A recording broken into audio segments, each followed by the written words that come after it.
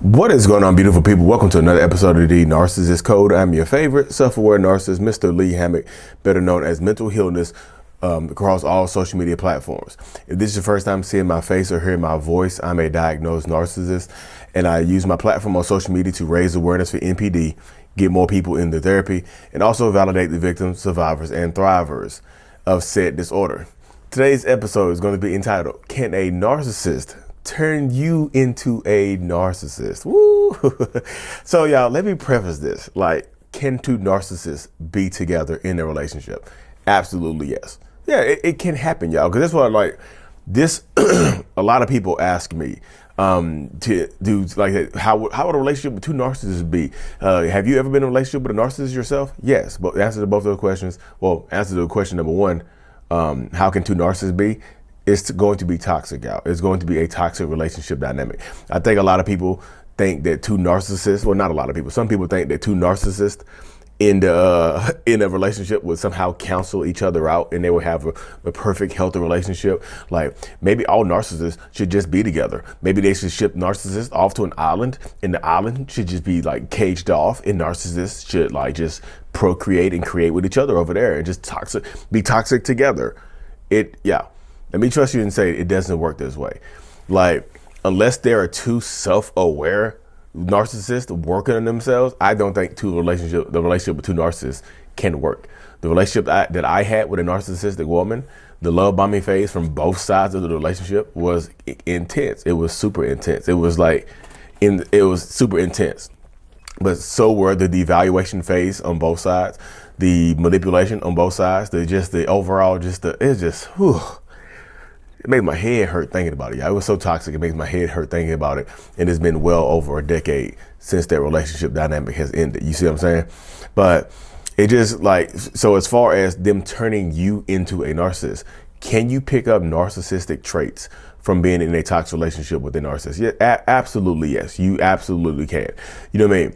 I know, like, the longer you stay around a narcissistic person, the longer you're in this narcissistic environment, not just boyfriend, girlfriend, husband, wife, but this can be your parents. This can be your work environment and things like that. Long distance exposure to narcissistic people, you can pick up narcissistic traits. What they call it is narcissistic fleas. That's what they call it. They call it narcissistic fleas and things like that.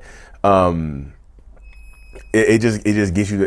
You pick up their traits, the toxic traits or the fleas from the narcissist or toxic person jump off the narcissist and somehow infect you, but they bite you, and you can start to appear slightly narcissistic. And like, for me, my mind and the way my mind works in this circumstance, you're not a narcissist, y'all, but you do appear to be narcissistic. You mean it's not pathological for you. For me, it means that you've picked up this defense mechanism to help guard you against this toxic person. You know, the longer you're around somebody, the more you become like them. This is just not dealing with narcissists. The longer you're around someone, the more traits that you might inherently pick up from that person, the more you might start to act like that person. You know what I mean? You ever heard the saying, when two people are together for so long, they start to look alike? You might start to act alike. You might start to act a little toxic. You know what I mean? You might actually start to be a little toxic to other people. You might start being toxic to your narcissistic parent, partner, or the narcissistic toxic person in your life. You might start to appear toxic to them. You might start gaslighting them. You might start manipulating them. But guess what? You never done this type of stuff before. You're like, I've changed since I've been in this relationship. I don't act the same. I don't behave the same. It's weird. I don't like feeling like this. Sometimes I think I'm the narcissist because you're doing the same things or similar things that they've been doing, you look narcissistic. And these traits can and will be used against you. That's why I tell y'all, get it under control. You know what I mean? Get it under control. This is the thing right here. You pick up the behaviors, from being around them, from being constantly abused by this person. You pick up those behaviors and you start to act and exhibit those behaviors. You're copying somebody, you're copying them because they're close to you. And now you're mirroring, you know how in the beginning of a toxic relationship, the narcissistic person, toxic person, whatever, is mirroring you. Now you're mirroring them. You're copying them. You start to act like them because this is how it is right here, y'all. Being in a toxic relationship for a long time can leave deep scars and trauma and things like that you have to recover from. This is what I say about being in relationships with narcissistic people. The abuse is on them. The healing is on you. They can't help you heal. The abuse stems from being in a relationship dynamic with them, but they can't help you heal. You are the only person that can help yourself heal. Like I said, self-love is the best type of love and things like this. You can. The longer you stay in, and like I said, I tell this to people all the time, the longer you stay around this person, the more likely you are to pick up these quote unquote behavioral fleas and things like that. Believe, okay, you said that, can they turn this into a real narcissist? I don't think they can turn you into a real narcissist, but they can turn you into a very narcissistic looking, behaving, presenting person. You might start to lie a lot.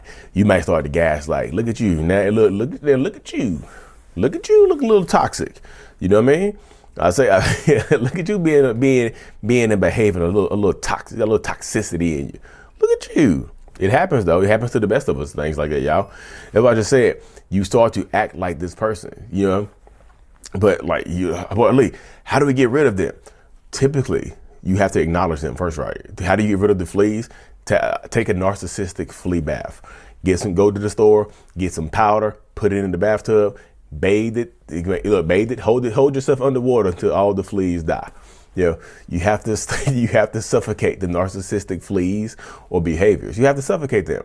And typically you're exhibiting these behaviors because you're with this person in this relationship dynamic, because you're around this person in this relationship dynamic. So the best way to get rid of said fleas, because fleas, I think fleas can fly, or I think fleas can jump really high. I don't know if they can fly, but just like once you get a far enough distance away from that person, the traits tend to minimize themselves with therapy, with help, with working on yourself, with self-love, self-growth, and things like that. It really just happens. It happens to that right there, yeah. You can absolutely pick up these traits as a coping mechanism, as a defense mechanism to be in a relationship. So guess what? You look like a narcissist. Y'all going back and forth and passing narcissistic traits back and forth.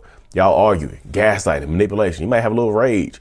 You might start seeking, you start the behaviors and things like that. You start looking narcissistic, y'all. You start thinking you're a narcissist. So now you like, okay, I'm the narcissist or whatever. You know what I mean? You have to get away from this person. You know what I mean? It really, really is. You have to create some distance to get away from this person, because that's the best way to help you heal. It just is. Distance, like setting boundaries. Distance is a boundary. Protect yourself. Don't argue the truth. Protect yourself from gaslighting and manipulation like that by not arguing and defending yourself against the truth. A lot of people end up in these toxic relationships. You end up arguing the truth, trying to defend yourself with the truth. You try to defend the truth, y'all. Don't do that. It just happens. Do more research. Okay, how do you get rid of the fleas? Do more research about narcissism, the personality disorder, the traits, the signs, the symptoms, not just narcissistic personality disorder, just emotional manipulation, emotional abuse, and things like that. You know what I mean? Find a support system. Group healing is a real thing. Community healing is a real thing. You can heal by yourself, but that takes longer. Find a group. Group healing can absolutely help you and things like that. Like I said earlier, set those boundaries. Boundaries can help. Boundaries are protective mechanisms.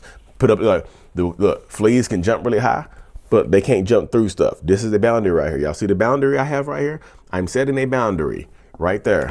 Put a boundary up, put a wall up and stuff like that.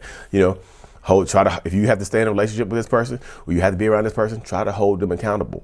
Things of that nature or whatever, And also, you have to take responsibility for who you are. Take responsibility now you have to take responsibility, look inwardly. I'm not telling you to just like, okay, everything is my fault. I'm not saying it's your fault. I'm just saying now you have to acknowledge that this stuff exists to work through them. You can't keep running away from them. You can't work through things that you're running away from. You see what I'm saying? Understand it. You're in it. You can survive it.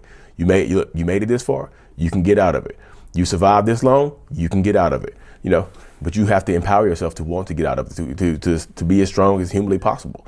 You have to stay empowered, because if you don't, you'll be in this toxic ass relationship for an extended period of time. You're gonna be sad and angry as hell. That's just the way of the road. That's how the punches roll sometimes, y'all. That's how the cards fall. You know what I mean? That's how the deck is dealt. So take a narcissistic flea bath. Get away from that person. You know, power yourself up, empower yourself. But anyways, y'all, they can't turn you into a real narcissist, but they can turn you into a narcissistic looking person. The fleas jump and they bite like gang, gang, gang, gang. Anyways, y'all, stay tuned for more. Like and subscribe for more. And as always, mental illness is out. Peace.